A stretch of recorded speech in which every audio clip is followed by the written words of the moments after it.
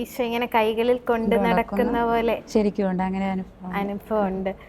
Palliative care എന്നൊക്കെ പറയുമ്പോൾ സാധാരണ രോഗികളുടെ വീട്ടിൽ ചെല്ലുന്നു, അവർക്ക് വേണ്ട മരുന്നുകളൊക്കെ കൊടുക്കുന്നു, അത് കഴിഞ്ഞ് ഇങ്ങനെ തിരിച്ചു പോരുന്നു, അതാണ് നമ്മൾ കണ്ടുവരുന്നത്.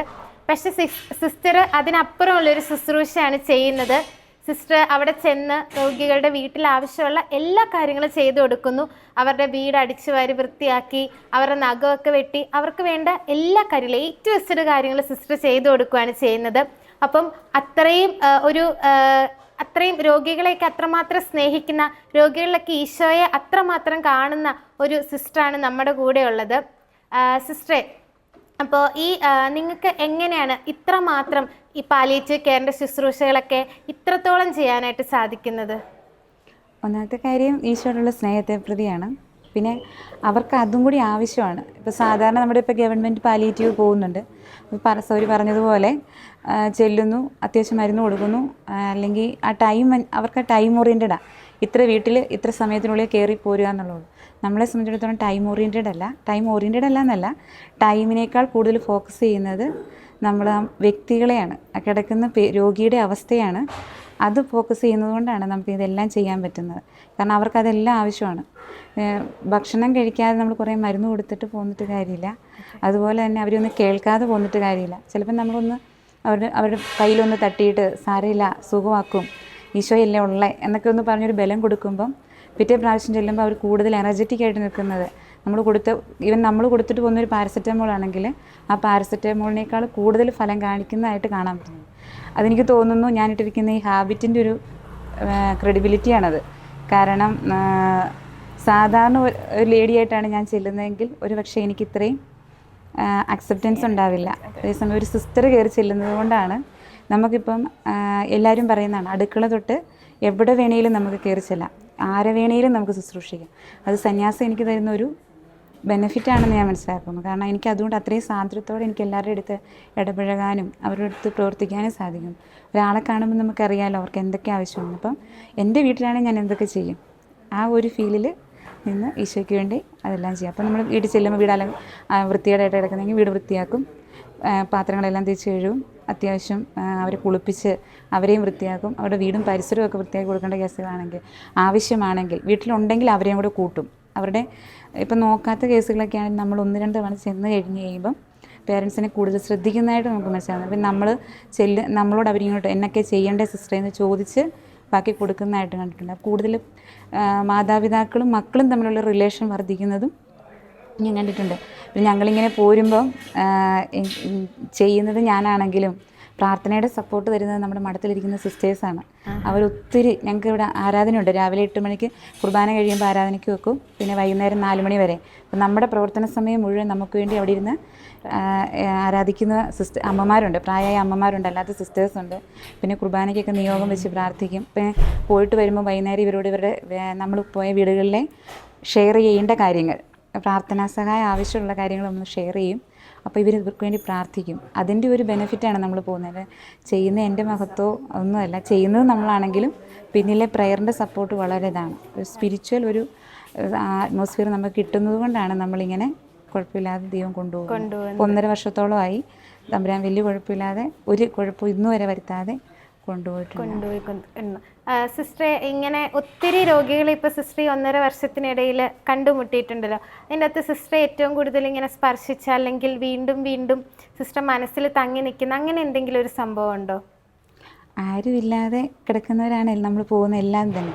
പിന്നെ മക്കളുടെ സപ്പോർട്ട് ഉണ്ടെങ്കിലും ചില വീടുകളിൽ നമ്മൾ കയറി ചെന്ന് കഴിയുമ്പോഴത്തേക്കും പിന്നെ നമ്മൾ ചെല്ലേണ്ടി വരും.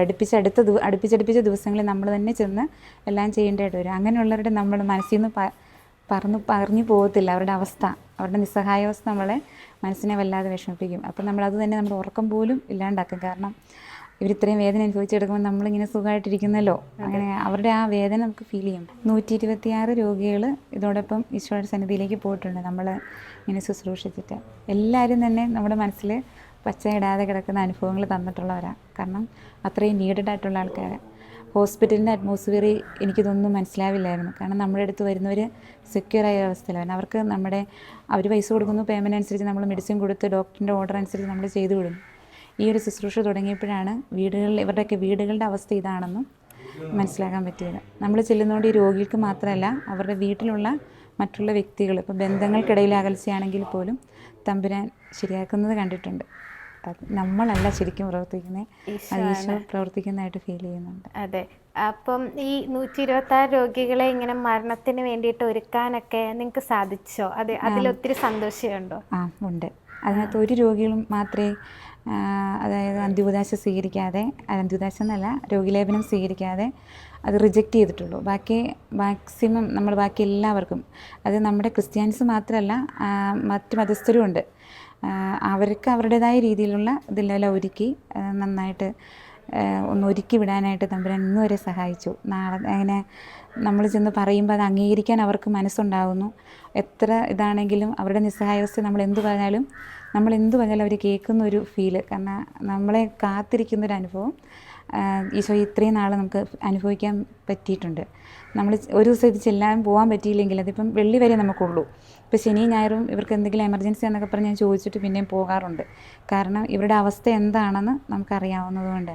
ഇപ്പോൾ ഇങ്ങനെ ചെല്ലുമ്പോൾ നമ്മൾ ശരിക്കും ഒരുക്കാനായിട്ട് ഒരു പ്രാവശ്യം ചെല്ലുമ്പോൾ വേറെയുള്ള കാര്യങ്ങളെക്കുറിച്ച് വർത്തമാനം പറയില്ല, ഇവരുടെ ആത്മാവിൻ്റെ അവസ്ഥ മനസ്സിലാക്കാനും മനസ്സിൻ്റെ അവസ്ഥ മനസ്സിലാക്കാനും ശരീരത്തിൻ്റെ നമുക്ക് ഒബ്സർവ് ചെയ്യുമ്പോൾ മനസ്സിലാവുമല്ലോ. അല്ലാതെ മനസ്സിൻ്റെ ആത്മാവിൻ്റെ അവസ്ഥ നമ്മൾ സംസാരത്തിലൂടെ പിടിച്ചെടുക്കും. എന്നിട്ട് അവർക്ക് എന്താണ് ഇപ്പം മക്കളുടെ നിന്നുള്ള അകൽച്ച ആ വേദന അനുഭവിക്കുന്നെങ്കിൽ മക്കളോട് അത്യാവശ്യ കാര്യങ്ങളൊക്കെ പറഞ്ഞു കൊടുത്ത് ഇവർക്ക് ഒരു ക്ഷമയുടെ ഒരു അനുഭവമൊക്കെ ഉണ്ടാക്കി കൊടുത്ത് അങ്ങനെയൊക്കെ തമ്പുരാൻ പ്രവർത്തിക്കുന്നു. അതെ. അപ്പൊ ഈ അന്യമതസ്ഥരുടെ അടുത്ത് എല്ലാവരുടെ അടുത്തും ഇങ്ങനെ ചെല്ലുമല്ലോ, അപ്പൊ അവരുടെ അടുത്തും ഇങ്ങനെ ഈശോയെ കുറിച്ച് പറയുമ്പോൾ അങ്ങനെയൊക്കെയുള്ള അനുഭവം അതാണ് എനിക്ക് ഏറ്റവും കൂടുതൽ ഇൻട്രസ്റ്റ്. ക്രിസ്ത്യൻസിൻ്റെ അടുത്ത് എന്ന് പറയുന്നതിനേക്കാൾ കൂടുതൽ നമുക്ക് ഏറ്റവും കൂടുതൽ എഫക്റ്റീവായിട്ട് തോന്നിയേക്കുന്നത് അവർ കൂടുതൽ ഹൃദയം കൊണ്ട് സ്വീകരിക്കുന്നത് മനസ്സിലാക്കുന്നുണ്ട്. പിന്നെ നമ്മൾ സുവിശേഷത്തിലെ ഈശോയെ ശരിക്കും കാണിച്ചു കൊടുക്കാൻ ഇതാണ് ഈശോ, ഇതായിരുന്നു എന്ന്, അങ്ങനെ ഇങ്ങനെ ആകണം എന്ന് കാണിക്കാൻ പറ്റുന്നൊരു ഫീലാണ് എനിക്ക് ഇതിനകത്ത് കിട്ടുന്നത്. കാരണം അല്ലെങ്കിൽ ഞാൻ ബൈബിൾ 1 മണിക്കൂർ വായിച്ചു അല്ലെങ്കിൽ ഒരു ജപമാല ചൊല്ലി അതിനേക്കാൾ അതിൽ നിന്ന് എനിക്ക് കിട്ടുന്ന എൻ്റെ ഹൃദയത്തിൻ്റെ ആനന്ദം അതെനിക്ക് പ്രസരിപ്പിക്കാൻ ശരിക്കും പറ്റുന്നത് ഈ ഭാഗത്താണ്. ശരിക്കും രോഗിയെ കാണുമ്പോൾ ഇവിടെ എല്ലാവരും തമാശക്കാണെങ്കിലും പറയും രോഗിയെ കണ്ടാൽ ലീനാമരി എല്ലാം മറക്കുമെന്ന്. അതെൻ്റെ ഇതുകൊണ്ടല്ല, അതങ്ങനെ ഒരു അനുഭവം ഈശോ ഉള്ളിൽ തന്നേക്കുന്നതുകൊണ്ടാണ്. അങ്ങനെ ഒരു കൃപ കിട്ടി എന്നാണ്. ശരിക്കും ദൈവകൃപയാണ്, അല്ലാതെ നമ്മുടെ ഇതൊന്നുമല്ല. എനിക്കറിയാം എൻ്റെ ആരോഗ്യം വെച്ചിട്ട് ഇത്രയൊക്കെ, അല്ലെങ്കിൽ നമ്മുടെ ബുദ്ധി വെച്ചിട്ട്, അല്ലെങ്കിൽ നമ്മുടെ കഴിവ് വെച്ചിട്ട് ഇത്രേ പറ്റുള്ളൂ. പക്ഷേ നമുക്ക് മേലെ നിൽക്കുന്ന ഒരു ദൈവകൃപയാണത്. കാരണം തമ്പുരാൻ ഈ കാലഘട്ടത്തിൽ ഇതിന് എന്നെ നിയോഗിച്ചു എന്നുള്ളതേ ഉള്ളൂ. അതെ, കുറച്ച് ആരോഗ്യ പ്രശ്നങ്ങളൊക്കെ ഫോർമേഷൻ കാലഘട്ടത്തിൽ ഉണ്ടായെന്ന്. ഇപ്പോഴും ഇങ്ങനെ പാലിയേറ്റീവ് കെയറിനൊക്കെ വേണ്ടി പോകുമ്പോഴും അതിങ്ങനെ സിസ്റ്ററെ അലട്ടാറുണ്ടോ? ഇല്ല, അങ്ങനെ എൻ്റെ നിത്യവ്രതം കഴിഞ്ഞിട്ട് ഇന്ന് വരെ ഒരു ദിവസം പോലും കട്ടിലിൽ എന്നെ തമ്പുരാൻ കിടത്തിയിട്ടില്ല. നിത്യവ്രതത്തിൻ്റെ സമയത്ത് ശരിക്കും ഞാൻ മരണത്തിന് ഒരുങ്ങുമായിരുന്നു. കാരണം അതുപോലത്തെ ഒരു രോഗാവസ്ഥയുടെ ഒരു ഞാൻ കടന്നുപോയത്. നിത്യവ്രതം എന്ന് പറഞ്ഞാൽ എനിക്കറിയില്ല, ശരിക്കും ഞാൻ നിത്യമായിട്ട് ഈശോയ്ക്ക് സമർപ്പിച്ച കൂട്ടത്തിൽ ഞാൻ മരിക്കും ആ ഒരവസ്ഥയാണ്. കാരണം എമർജൻസി ആയിട്ട് ശ്വാസം മുട്ട്, ബോധമില്ലാതെ കിടക്കുന്ന അവസ്ഥ. അപ്പോൾ ഇങ്ങനെ ഹോസ്പിറ്റലിൽ അടുക്കള കൊണ്ടുപോകേണ്ടി, ഇപ്പോൾ രാജഗിരിയിൽ ICU വരെ കിടക്കേണ്ട അവസ്ഥ വന്നിട്ടുണ്ട്. അപ്പോൾ ഇനി എന്തായാലും ആ ഒരു കാലഘട്ടത്തിൽ നിത്യവ്രതം കഴിഞ്ഞ് അന്ന് വൈകുന്നേരം തൊട്ട് എനിക്ക് യാതൊരു ബുദ്ധിമുട്ടും എൻ്റെ ശരീരത്തിൽ എനിക്ക് അനുഭവപ്പെട്ടിട്ടില്ല. പിന്നെ ഇടയ്ക്ക് നമ്മളിങ്ങനെ പോയിട്ടൊക്കെ വരുമ്പോൾ ചെറിയ നടുവേദന ബുദ്ധിമുട്ടുകളൊക്കെ ഉണ്ട്, കാലിന് വേദന അങ്ങനത്തെയൊക്കെ. ഈ വണ്ണമൊക്കെ ഉള്ളതുകൊണ്ട് കയറി ഇറങ്ങി ഇവിടുത്തെ സ്ഥലങ്ങൾ അറിയാമല്ലോ, ഭയങ്കര ഹില്ലി ഏരിയ ആണ്. അല്ലെങ്കിൽ അതുപോലെ നമ്മൾ ഇറങ്ങി ചെല്ലുമ്പോൾ ചിലപ്പം വണ്ടി ഇവിടെ ഇട്ടിട്ട് ഒത്തിരി താഴോട്ടൊക്കെ ഇറങ്ങി പോകേണ്ട കേസുകളുണ്ട്. അപ്പോൾ അങ്ങനെയൊക്കെ ഇറങ്ങിയിട്ട് കയറി വരുമ്പം ഞാൻ പറഞ്ഞില്ലേ, വൈകുന്നേരം വന്നിരുന്നിട്ട് നമ്മൾ നോക്കുമ്പോൾ ദൈവം നടത്തിയത് അത്ഭുതത്തിൻ്റെ വഴികളാണ്. കാരണം ഈ അടുത്ത പ്രദേശങ്ങളിലൊക്കെ താഴോട്ടൊക്കെ ഇറങ്ങിപ്പോയിട്ട് തിരിച്ചൊരിക്കലും ഞാൻ കയറി വരുമെന്ന് ഞാൻ പ്രതീക്ഷിക്കാത്ത വഴികൾ. പിന്നെ ഈ പാലത്തെ കൂടെ ക്രോസ് ചെയ്യാൻ എനിക്ക് ഭയങ്കര പേടിയുള്ള. അപ്പം അതൊക്കെ എങ്ങനെയാണ് ഞാൻ കടന്നു ഈ രോഗിയെ ഓർക്കുമ്പം അവിടെ എൻ്റെ ആവശ്യം ഉണ്ടല്ലോ എന്ന് ഓർക്കുമ്പോൾ ഞാൻ ഇതെല്ലാം അങ്ങ് മറന്നു പോകും. ആ ടെൻഷൻ അങ്ങനത്തെ പേടികളൊന്നുമില്ല. ശരിക്കും അത്ഭുതമാണ് ഈശോ കൊണ്ടു നടക്കണേ. അപ്പം ഞാൻ വൈകുന്നേരം വന്നിരിക്കും, ഞാൻ ഈശോട് പറയുന്നത് ഇന്ന് ഏതൊക്കെ വഴി കൂടെ ഈ കഴുതേനെ നീ കൊണ്ടു നടന്നേ, അത് ഒരു താങ്ക്സ് അങ്ങ് പറയുക. നമ്മുടെ ഹൃദയത്തിൽ നിന്ന് വരുന്നൊരു ഫീലാണത്.